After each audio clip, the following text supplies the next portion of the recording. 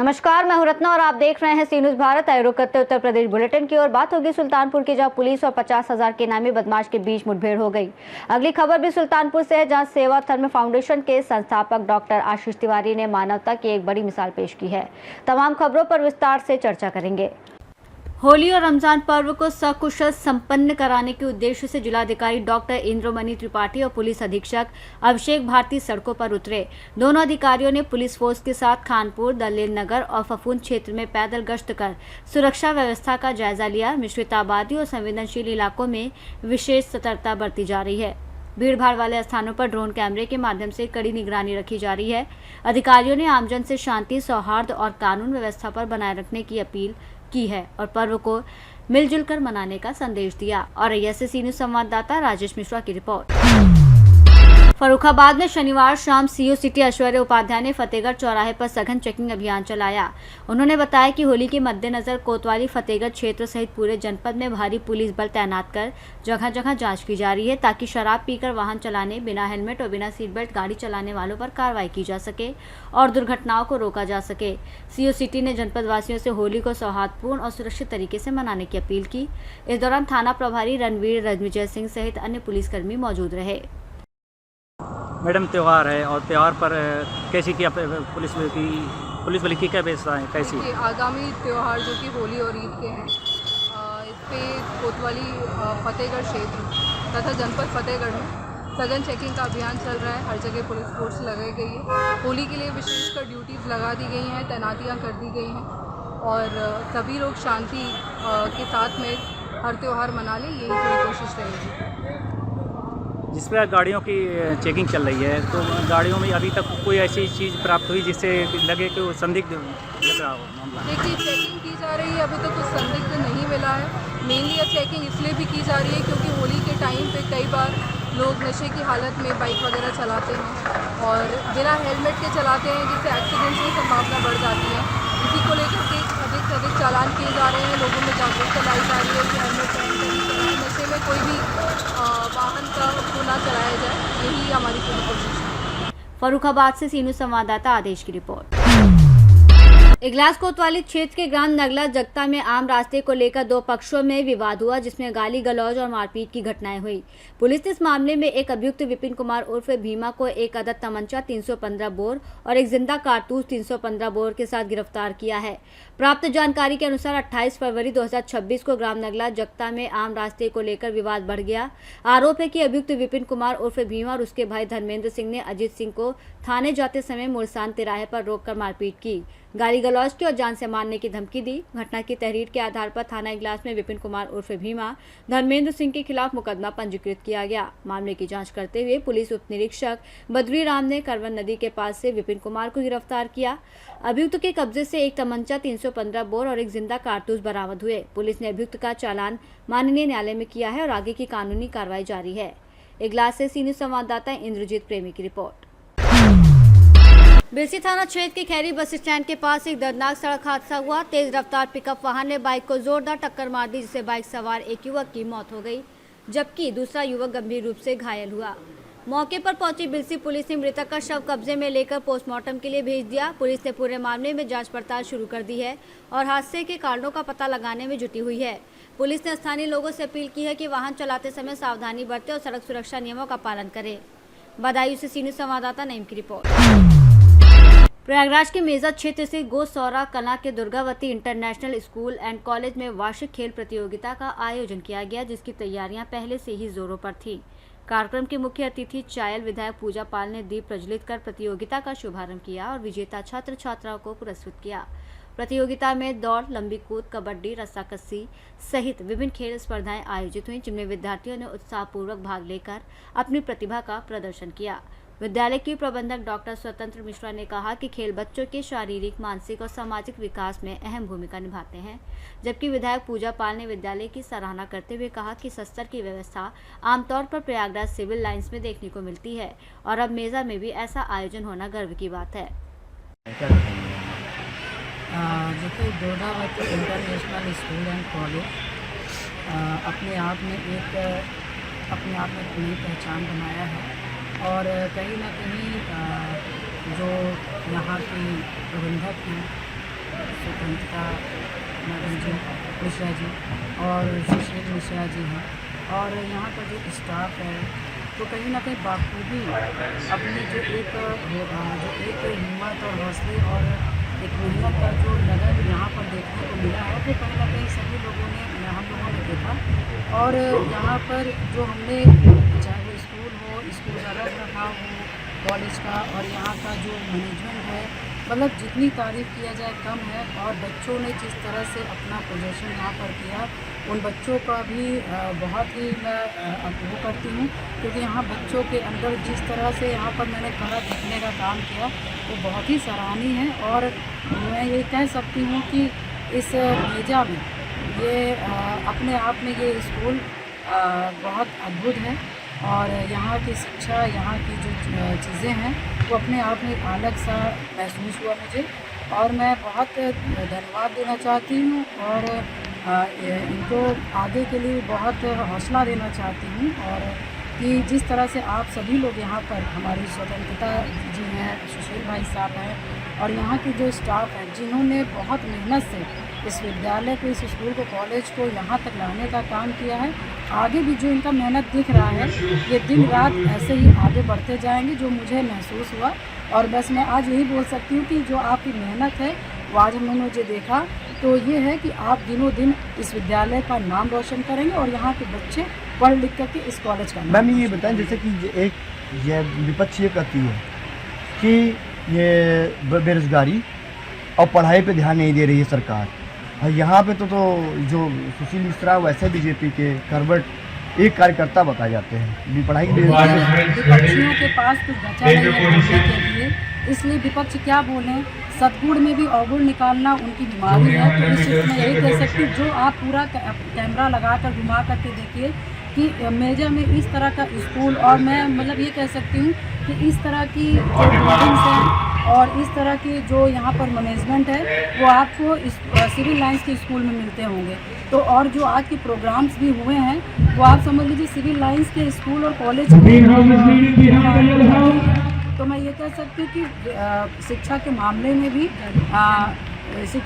में भी जो सुशील जी की कॉलेज है, वो पीछे नहीं है। और विपक्षियों का काम है आरोप लगाना, तो वो अपने काम कर रहे हैं, हम और हमारी बहन अपना काम कर रही है। मैम एक क्वेश्चन और है जो अभी चल रहा है कि यूजीसी को लेकर के बड़ा विवाद है। कल भी आपने देखा ब्राह्मण चेहरे जो थे, वो लखनऊ में अपना दर्पण दिखाए और अपना प्रभाव दिखाया। इसमें भी आप कुछ कह सकती हैं? नहीं, इस पर देखिए, जो आप लोग देख रहे हैं, जो समझ रहे हैं, वो आप अच्छी तरह समझ रहे हैं, मगर इसका कोई ऐसा कुछ विरोध उस टाइप का नहीं है। मगर ये है कि अब समझ ही रहे हैं आप। मतलब यूजीसी पे मैम आप भी कुछ बोलेंगे? क्योंकि यूजीसी देखे अच्छे चेहरे थे, कल ब्राह्मण चेहरे लखनऊ जाके बैठे हुए थे। हम विद्यालय चला रहे हैं यहाँ, आपके चैनल के माध्यम से मेजा के सभी वासियों को, बच्चों को, अभिभावकों को प्रणाम करूँगी और ये कहना चाहूँगी, मेरा काम है शिक्षा देना। सरकार क्या कर रही, कब करेगी, क्यों करेगी, मैं नहीं जानती, लेकिन दुर्गावती इंटरनेशनल स्कूल संकल्पित है कि यहाँ के बच्चों को उच्च से उच्च उत्तम कोटि की शिक्षा देकर उनके भविष्य को सिक्योर करेगा। अगर कंपटीशन में 100 सीट में 1 सीट होगी, तो वहाँ हमारे दुर्गावती का बच्चा ज़रूर नाम रोशन करेगा। इसके लिए मैं चाहती हूँ कि आप स्कूल के डायरेक्टर से ही बात कर सकते हैं। हमारे पास बहुत योजनाएं हैं, 100 में केवल 1 सीट होगी, तो वहाँ दुर्गावती का बच्चा। अच्छा, गरीब बच्चों के लिए भी कुछ सुनने में? गरीब बच्चों के लिए हम लोग हमेशा प्रयास करते हैं, इसीलिए ICSE का स्कूल होते हुए भी हमने 1/3 फीस रखी हुई है, जो सभी गरीब से गरीब लोग भी 20-22 हज़ार साल का देकर अपने बच्चों को पढ़ा के अच्छी शिक्षा दे सकें। प्रयागराज से सी न्यूज़ संवाददाता बुद्धसेन वर्मा की रिपोर्ट। थाना गागलहेड़ी क्षेत्र में हुई सनसनीखेज हत्या का पुलिस ने खुलासा किया है। एक युवक ने अपने खिलाफ चल रहे गंभीर मुकदमे से बचने के लिए खुद को मृत दिखाने की साजिश रची और अपने ही कर्जदार की हत्या कर शव को कार में जला दिया। पुलिस ने इस मामले में 4 अभियुक्तों को गिरफ्तार किया है। दरअसल 25 फरवरी 2026 को ग्राम चौरा खुर्द के पास सड़क किनारे पुलिया के पास एक जली हुई कार में अज्ञात शव मिलने से इलाके में हड़कंप मच गया था। सूचना पर पहुंची गागलहेड़ी थाना पुलिस और फील्ड यूनिट ने जांच शुरू की। जांच के दौरान कार की पहचान होने पर मामला हत्या का निकला। पुलिस विवेचना में सामने आया कि मुख्य आरोपी अर्जुन ने अपने खिलाफ दर्ज गंभीर मुकदमे से बचने के लिए अपनी मौत का नाटक रचा। आरोपी ने अपने साथियों के साथ मिलकर कर्जदार रोहित की गला घोंटकर हत्या की और शव को कार में बैठाकर पेट्रोल डालकर आग लगा दी ताकि घटना दुर्घटना प्रतीत हो। वरिष्ठ पुलिस अधीक्षक के निर्देशन में गागलहेड़ी पुलिस टीम ने 28 फरवरी को बड़कला फ्लाईओवर के पास से अर्जुन समेत रॉबिन, सारिक और विजय सागर को गिरफ्तार कर लिया। पुलिस ने घटना में प्रयुक्त सोनेट कार भी बरामद कर ली है। फिलहाल पुलिस ने सभी आरोपियों को न्यायालय में पेश कर आगे की विधिक कार्रवाई शुरू कर दी है। ये दिनांक 25 फरवरी को ग्राम गौरा खुर्द उसके प्रधान के द्वारा सूचना दी गई कि गांव में एक गाड़ी दिखी गई है जो कि पूरी तरीके से जली हुई अवस्था में है और उसके अंदर एक डेड बॉडी है जो पूरी तरीके से जल चुकी है। इस सूचना पे हम सभी लोग वहाँ पे मौके पे पहुँचे। हमारे साथ जनपद की फील्ड यूनिट उसने भी मौका का बारीकी से मुआयना किया और तथ्यों की जांच शुरू की गई। उसमें गाड़ी का नंबर प्लेट पीछे पड़ा हुआ था, वो भी अर्धजली हालत में था। उसके थ्रू हम लोगों ने जब उस व्यक्ति को ट्रेस करना शुरू किया है जो संभावित जिसकी मृत्यु हुई थी, जो गाड़ी के अंदर था, जिसकी डेड बॉडी मिली थी लोगों को, तो उसको हम लोगों ने सबसे पहले अर्जुन नाम के व्यक्ति के रूप में उसको आइडेंटिफाई किया क्योंकि गाड़ी फाइनली उसी के पास थी। इसके बाद अर्जुन के जो परिजन हैं उन्होंने आके एक गुमशुदगी की तहरीर दी जिसके आधार पर गुमशुदगी दर्ज हुई। पूरी चीज़ की विवेचना पुलिस कर रही थी और उसमें बड़े ही चौंकाने वाली तथ्य सामने आए। इसमें जो अर्जुन बताया जा रहा था कि जिसकी मृत्यु वहाँ पर हो गई है गाड़ी के अंदर और जो डेड बॉडी उसकी है, वो अर्जुन न होकर उसका दोस्त रोहित था और इस पूरी योजना का मास्टरमाइंड जो है वो अर्जुन स्वयं था। घटनाक्रम इस प्रकार था कि अर्जुन जो है उसके ऊपर बलात्कार का मुकदमा देहरादून में लिखा हुआ था और उसको ऐसा लगता था कि अगर मैं अपने आप को मृत साबित कर दूं तो ये मुकदमे से मेरा पिंड छूट जाएगा। उसने एक रोहित नाम के व्यक्ति से दोस्ती की, उसको उसने स्मैक का आदी बनाया। इसके साथ उसका एक और दोस्त था रॉबिन और एक और सारिक करके दोस्त है। इन चारों लोगों ने नशा किया। उसके बाद इन लोगों ने प्लानिंग की कि चूँकि ये रोहित जो है जो एक्चुअल मृतक है वो नशे का आदी हो चुका है तो इसको हम लोग मार देंगे और मार के इसकी बॉडी को हम लोग जला देंगे और इतनी बुरी तरीके से जलाएंगे ताकि इसकी शिनाख्त करना मुश्किल हो जाएगा और गाड़ी के नंबरों के थ्रू पुलिस जो है अर्जुन को मृतक मान लेगी। तो उस पूरी योजना का हम लोगों ने इसका अनावरण कर लिया। इसमें संबंधित गाड़ी के सीसीटीवी फुटेजेस, उसमें गाड़ी को जलाने का प्रयास करने के दौरान अर्जुन का भी चेहरा हल्का जला, उसके साक्ष्य और बाकी जो सर्विलांस के थ्रू जितने भी इनपुट्स मिले सभी से पूरी तरीके से प्रमाणित हो गया। और उसमें जिस नाटकीय ढंग से अर्जुन ने अपने भाई को ये कह के भेजा कि आप जाओ हमारी गुमशुदगी दर्ज करा लो ताकि पुलिस हमें इस बॉडी से कनेक्ट कर दे और ये मान ले कि ये डेड बॉडी जो है वो अर्जुन की है, तो इसलिए इसमें आपराधिक षड्यंत्र में संलिप्तता के आधार पे अर्जुन के भाई को भी इसमें दोषी बनाया गया। चारों जो इसमें उसका विजय सागर, उसको भी हम लोगों ने सभी चारों अभियुक्तों को हम लोगों ने गिरफ्तार कर लिया है। जिस डब्बे में पेट्रोल भर के उसको जलाया गया था वो डब्बा भी हम लोगों ने बरामद कर लिया है और सारे जो साक्ष्य संकलन की कार्रवाई है वो चल रही है। आगे जो इसमें प्रभावी कार्रवाई हम लोग सुनिश्चित कराएंगे। इसमें जो दो प्रमुख लोग हैं उन दोनों लोगों के आपराधिक इतिहास हैं। सर, इसमें एक युवक जो है वो उत्तराखंड का रहने वाला है, थाना भवन का। इनका एक दूसरे से क्या संबंध था? क्या ये सहारनपुर में ही इनके साथ रह रहा है? ये दोस्त हैं और उसमें जो मुख्य अभियुक्त है अर्जुन, इसकी दोस्ती हो गई थी। जो दूसरा अभियुक्त है उसके साथ जेल के दौरान ही इनकी दोस्ती हुई थी क्योंकि दोनों पे पूर्व में मुकदमे लिखे हुए थे। तो जब ये जेल गए तो वहाँ पर इनकी दोस्ती हुई और उसके बाद जब ये जेल से छूट के आए उसके बाद मुकदमे को ख़त्म कराने का जो इसने प्लानिंग बनाई। और इसके अलावा एक और तथ्य है कि जो ये व्यक्ति जो मृतक है इसमें रोहित, उसने इस अर्जुन से जो इसमें मेन मास्टरमाइंड है उससे उसने कुछ पैसे उधार लिए थे जो कि वो देने की स्थिति में था नहीं। तो ये दोनों कारणों को मिला के इसने एक अच्छा प्लान बनाया। इसने सोचा कि इसी बहाने हम इसका समाप्त भी कर देंगे, हमारे ऊपर से जो मुकदमा है वो भी समाप्त हो जाएगा। तो ये पूरी प्लानिंग इन लोगों ने की, लेकिन बहुत तत्परता से जो हमारी टीम है उसमें लगी और इस चीज़ पूरे खेल का पटाक्षेप किया। इसके लिए जो पूरी टीम है उसको हम लोग नगद राशि से हम लोग इनामित भी करेंगे और आगे इन अभियुक्तों के विरुद्ध प्रभावी वैधानिक कार्रवाई हो इसको सुनिश्चित करेंगे। घटना के बाद जो है ये आरोपी कहाँ रहा, क्या किसके संपर्क में रहा, उसके वो सारी चीज़ें हम लोगों को क्लियर हो गई हैं और वो विवेचना में संलग्न की जाएंगी। ये अपने आप को छुपा के ये रह रहा था और जब हम लोग एक एक करके जब परतें इसमें खुली तो फाइनली हम लोग इस तक पहुंच गए, जो कि इसको उम्मीद नहीं थी कि हम वहां तक पहुंच पाएंगे। सर, गाड़ी अरविंद के नाम थी तो क्या अर्जुन का अरविंद का पहले से कोई कनेक्शन था? देखिए, गाड़ी जिसके नाम से थी तो वो फिर उसने ट्रांसफ़र किया दूसरे व्यक्ति को, वहाँ से उसने एजेंसी को दिया, एजेंसी के माध्यम से एक एजेंट को मिला और ये करते करते ये फिर इसके पास आई, ये गाड़ी अर्जुन के पास आई और ये 16 तारीख को ही इसने एक प्लानिंग के तहत ही ये अल्टो गाड़ी ली थी। उसको इस घटना में प्लांट करेंगे और ये मान लिया जाएगा कि अर्जुन जो है उसकी मृत्यु हो चुकी है। सहारनपुर से सी न्यूज़ संवाददाता शाकिर राजपूत के साथ सलमान अली की रिपोर्ट।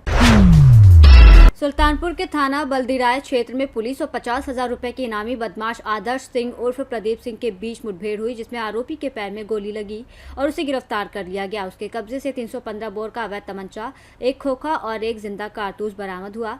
पुलिस टीम की घेराबंदी देखकर बदमाश ने फायरिंग की, जिस पर पुलिस ने आत्मरक्षा में जवाबी कार्रवाई की।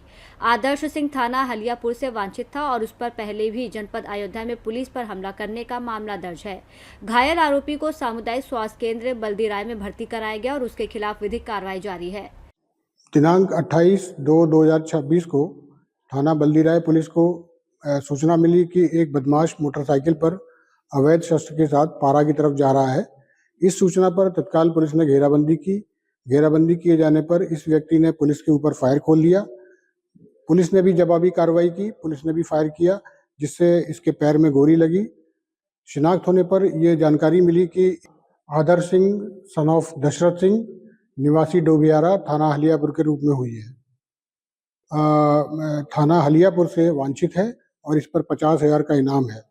20/11/2025 को जनपद अयोध्या की पुलिस इस अभियुक्त की गिरफ्तारी हेतु दबिश देने आई थी, जहां पर इसने अपने परिजनों के साथ मिलकर के पूरी पुलिस टीम को बंधक बना लिया, उनका सरकारी असला और उनके मोबाइल छीन लिए थे, जिस संबंध में थाना हलियापुर पर अभियोग पंजीकृत किया गया था। अभी इसको प्राथमिक उपचार हेतु CHC बल्दीराय लाया गया है। अग्रिम विधिक कार्रवाई इसमें प्रचलित है। सुल्तानपुर से सी न्यूज़ संवाददाता वाजिद हुसैन की रिपोर्ट। सुल्तानपुर के लम्बुआ कोतवाली क्षेत्र में दलित महिला सावित्री पत्नी भागीरथी ने नगर पंचायत अध्यक्ष और उच्च अधिकारियों को शिकायती पत्र देकर आरोप लगाया है कि गांव के पूर्व प्रधान सुशील सिंह, सत्येंद्र सिंह और लेखपाल ने मिली भगत कर उनकी आबादी और सरकारी भूमि पर कब्जा कर लिया। विरोध करने पर उन्हें जाति सूचक गालियां दी और जान से मारने की धमकी दी। सावित्री ने कहा कि 2 महीने पहले भी शिकायत की थी, लेकिन कोई कार्रवाई नहीं हुई। इसके जवाब में पूर्व प्रधान सुशील सिंह और सत्येंद्र सिंह ने आरोपों को निराधार बताया और कहा कि उनकी खाली खतौनी भूमि पर अवैध कब्जा करने वालों के खिलाफ धारा 24 के तहत राजस्व विभाग की टीम ने पक्की पैमाइश और मेड़बंदी कराई थी। नगर पंचायत अध्यक्ष अवनीश सिंह अंगद ने बताया कि महिला ने शिकायती पत्र दिया है और अधिकारियों से मामले की जानकारी लेकर हर संभव मदद की जाएगी। अध्यक्ष जी, आज किस तरह की शिकायत आपके पास आई है? कुछ पीड़ित आपके पास आए हैं? ये वार्ड नंबर 3 की निवासी हैं और इनकी जो उनका घर है वो घर के बगल आबादी है और उस आबादी पर के बगल में वहाँ के पूर्व प्रधान सुशील सिंह का कुछ बैनामा वगैरह है, तो वो बैनामा का पत्थर नस्ल कराई अपना तहसील से लेकर के। लेकिन अगर कहीं पत्थर नस्ल होता है किसी का चक, तो अगल बगल जिसकी ज़मीन होती है उसको नोटिस आता है। यहाँ पर किसी प्रकार को किसी को नोटिस नहीं मिला, जबकि वहाँ सरकारी ज़मीन भी है। नगर पंचायत को नोटिस आनी चाहिए थी, बिजली विभाग को नोटिस आनी चाहिए थी कि पैमाइश हो रही है, अपना आप लोग देखिए। किसी को नोटिस नहीं आया और हमको लग रहा है कि पूरी तरीके से अवैध रूप से परेशान करके वो अपना पिलर गाड़ लिए हैं। और इसके अलावा जो है कि हम पीड़ित को लेकर के अभी हमारे लभुआ SDM नहीं है। अच्छा, हमको तो बड़ा ताजुब होता है कि कितनी तेज़ तर्राक लम्हों को एसडीएम मिली है, उसके बाद भी इस तरीके से लोग कार्य कर जा रहे हैं। 1-2 दिन के लिए कहीं जाती है, तुरंत अवैध कार्य वाले स्टार्ट हो जाते हैं, चालू हो जाते हैं गलत काम करना।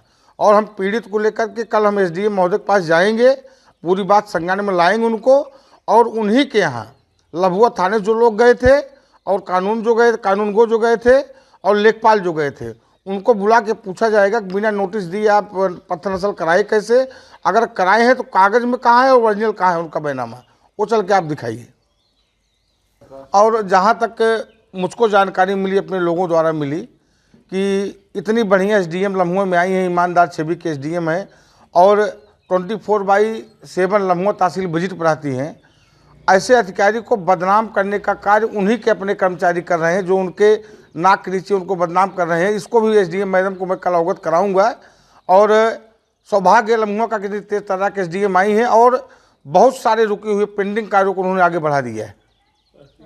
तो है लभुआ तहसील के लिए बहुत शर्मनाक बात है कि इतने बढ़िया तेज तर्राक अधिकारी को आप लोग बदनाम कर रहे हैं, और कल सबकी चर्चा वहाँ पर बैठ के की जाएगी। पीड़ित आए हैं, इनको न्याय कैसे मिलेगा, कब तक? इनको न्याय के लिए हम भैया अगर लभुआ से न्याय मिला ठीक है, नहीं तो सुल्तानपुर ले जाएंगे। सुल्तानपुर नहीं आएगा, इनको न्याय नहीं मिलेगा तो उत्तर प्रदेश के यशस्वी मुख्यमंत्री जनता दरबार में इनको पेश करूंगा और उनके साथ में लड़ाई अंतिम दम तक लड़ूंगा। न्याय दिला के छोड़ेंगे? न्याय बिना दिलाए छोड़ेंगे नहीं इनको। आप लोगों के ऊपर आरोप लग रहा है कि एक दलित महिला है जिसकी आबादी की जमीन आप लोगों द्वारा कब्जा किया जा रहा है, क्या मामला है? तो जो लगाया जा रहा है तो निराधार वो ज़मीन हम लोगों की बैनामे की है। हम लोगों ने उसके ज़बरदस्ती करना होता तो पहले कर ली होती। वो न्यायिक प्रक्रिया से 30-2 होने के बाद धारा 24 में वो पत्थर नकस कराई गई, जो राजस्व टीम और पूरी न्यायपालिका साथ में थे। नहीं, आप लोगों पर आरोप है कि जबरदस्ती दबंगई पूर्वक आप लोगों को इस तरीके का ये सब सरासर गलत है। इसमें सब न्यायिक प्रक्रिया के रूप में न्यायपालिका के ऊपर उनको भरोसा है, उस न्याय जो करेगा वो सही करेगा। वो कहता मैं 10 फीट पीछे और गाड़ी तो वही गड़वाया खड़ा होकर न्यायपालिका जो आरोप लगा रहा है, जो आप जिसको ऊपर आप लोग न्याय राजस्व टीम, न्यायपालिका, पुलिस टीम सब साथ गई थी, वही पत्थर नकल कराया हुआ है। मतलब आपके द्वारा किसी प्रकार कोई कब्जा नहीं किया? हम लोग कुछ नहीं किया।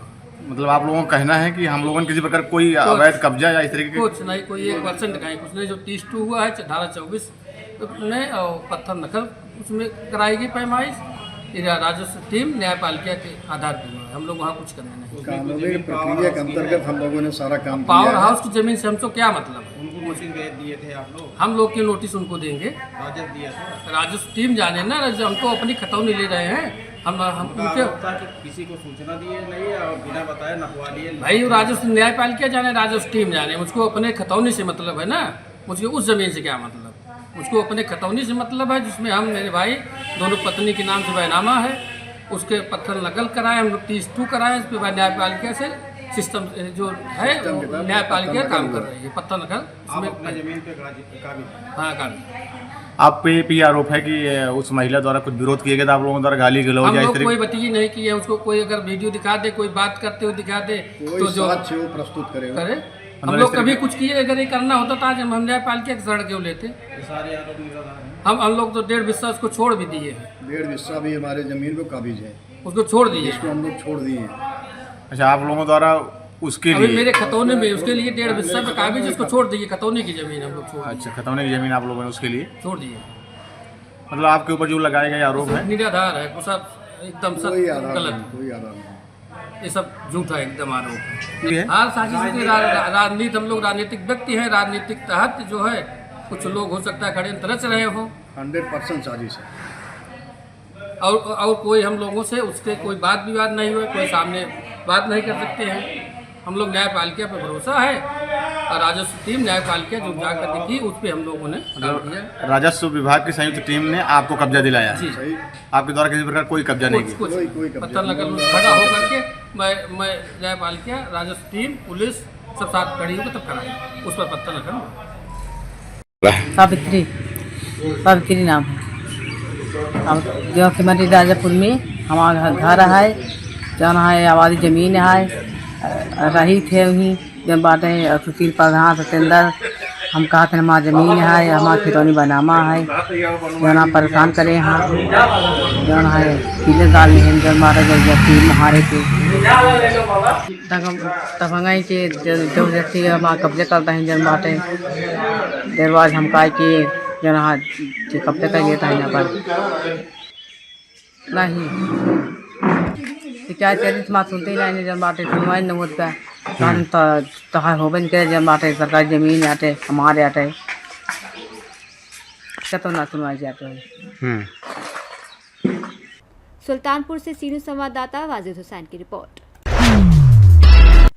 सुल्तानपुर जिले के लम्बुआ तहसील के मदनपुर देवरार गांव में बीती गुरुवार की रात निषाद बस्ती में लगी भीषण आग ने 8 परिवारों के घर, अनाज, कपड़े और जरूरी दस्तावेज पूरी तरह जलाकर राख कर दिए, जिससे ये परिवार खुले आसमान के नीचे रहने को मजबूर हो गए। इस आपदा में मानवता की मिसाल पेश करते हुए सेवा धर्म फाउंडेशन के संस्थापक डॉक्टर आशीष तिवारी और उनकी टीम तुरंत मौके पर पहुंची। प्रभावित परिवारों से मुलाकात कर उन्हें ढांढस बंधाया और तुरंत राहत सामग्री, आवश्यक राशन, गृहस्थी का जरूरी सामान, आर्थिक सहायता प्रदान की। इस मौके पर डॉक्टर आशीष तिवारी ने भावुक होते हुए कहा कि विपत्ति की इस घड़ी में पूरा सेवा धर्म फाउंडेशन परिवार इन पीड़ितों के साथ खड़ा है। स्थानीय लोगों ने डॉक्टर आशीष तिवारी के इस नेक कार्य की सराहना की। साथ ही प्रशासन से भी मांग की है कि प्रभावित परिवारों को जल्द से जल्द सरकारी सहायता दी जाए। सुल्तानपुर से सीनियर संवाददाता वाजिद हुसैन की रिपोर्ट। बुलेटिन में फिलहाल इतना ही। देश और दुनिया की तमाम बड़ी खबरों के लिए देखते रहिए सी न्यूज़ भारत।